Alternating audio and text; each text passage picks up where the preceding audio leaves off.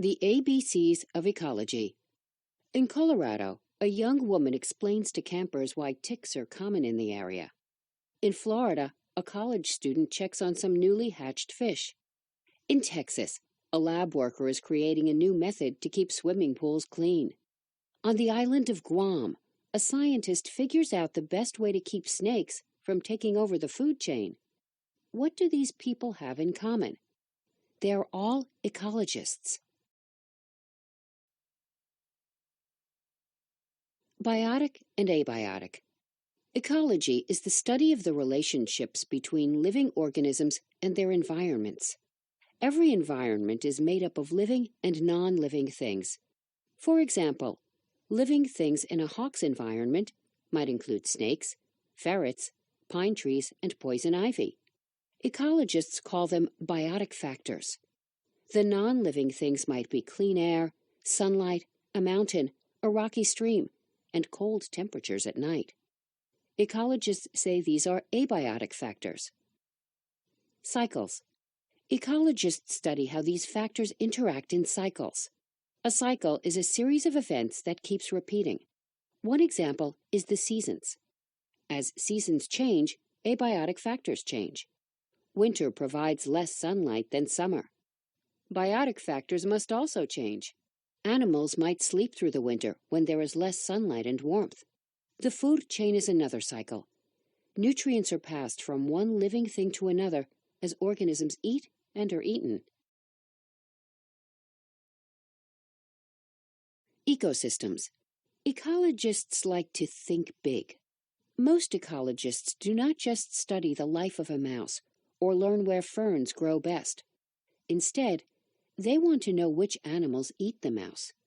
They wonder if the mouse hides under those ferns, or if it eats crickets that hide there. They want to know what the crickets eat. Some ecologists want to understand the whole community in a certain area. What is an ecosystem? An ecosystem includes an area's biotic factors, its plant and animal communities.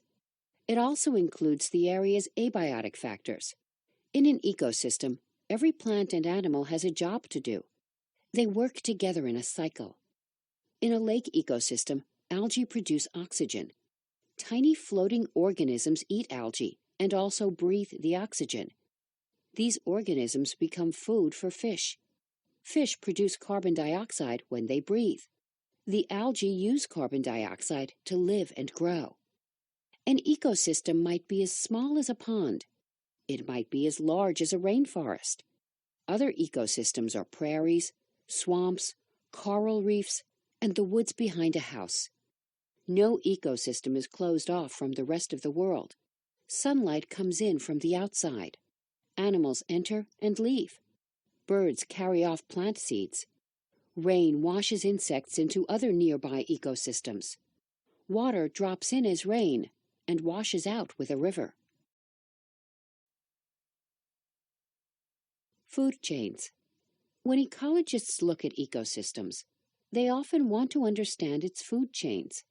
The food chain is simply who eats what in the system. Plants are first in the food chain. They take in energy from sunlight.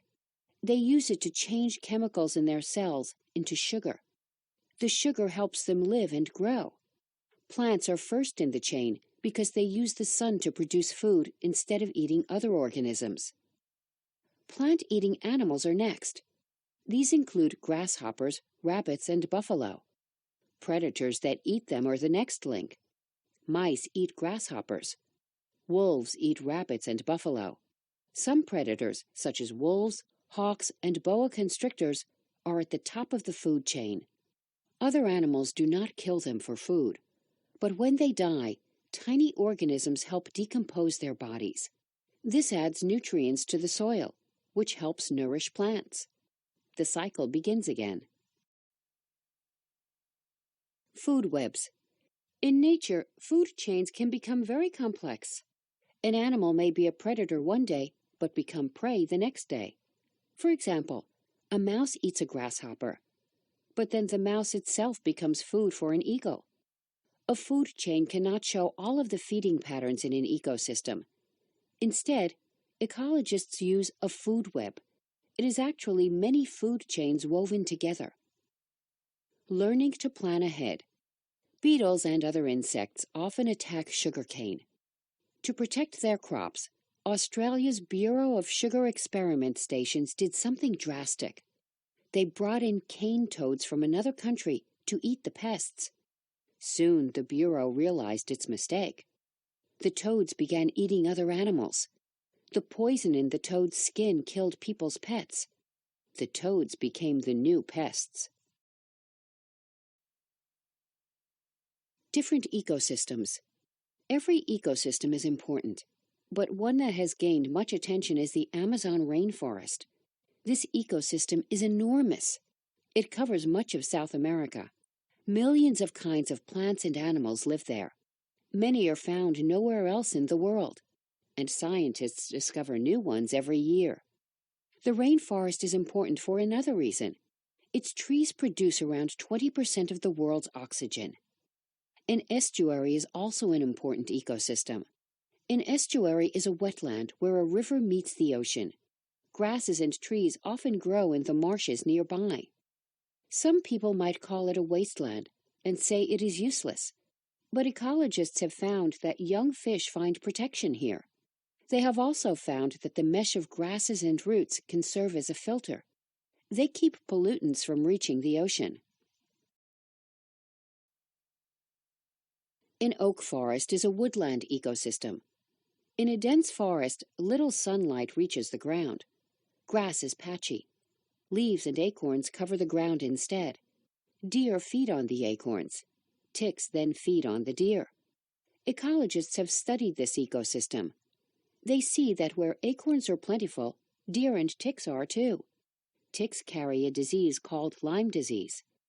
Ecologists warn campers that they have higher chances of getting Lyme disease in areas covered in acorns. Coral reefs are structures built by tiny ocean animals. The coral animals build hard cups to live in. As their colony grows, the animals build new cups on top of old ones. Eventually, the animals might create a very large reef.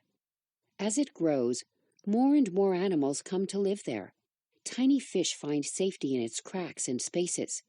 Sea stars and crabs creep about, finding food. Protecting the ecosystems. Ecology is the study of the links between plants and animals. Ecologists try to see how entire ecosystems work. They understand the connections between living and non-living things. They know that it is important to protect these things. So ecologists believe in conservation. To conserve is to prevent the harm, waste, or destruction of living and non-living things. Conservation is important not only to ecologists, it is important to everyone. Reduce, reuse, and recycle. There are many things that people can do to conserve ecosystems. For instance, they can reduce the amount of materials they use. They can avoid using juice boxes and bottled water. Instead, they can fill their own bottles with juice or tap water. People might also turn off the water while they brush their teeth. Reusing items is another way to conserve resources. Students often do this by using both sides of their printer paper. Some kids buy used computer games and DVDs online or at local stores. Many teens love to shop at used clothing stores. Homeowners can use the leaves that fall in autumn and grass clippings left over from mowing the lawn. They can spread them on gardens to make the soil healthier. Most people know that they can recycle glass, paper, aluminum cans, and plastic bottles, but some recycling centers accept many other things. Some will buy aluminum pots and pans. Others buy the copper from old air conditioners and small motors. Many schools recycle printer cartridges and cell phones to raise money. And some organizations take old bicycles, fix them up, and give them away. Thinking first. Many years ago, people did not understand ecosystems. They built highways and expanded cities, but did not consider the harm they might be doing. Today, ecologists come in before large building projects are started. They study the landforms and the water flow in the area. They look at the plants and animals that will be affected. Sometimes they suggest better places to build, where the projects will not harm the ecosystem.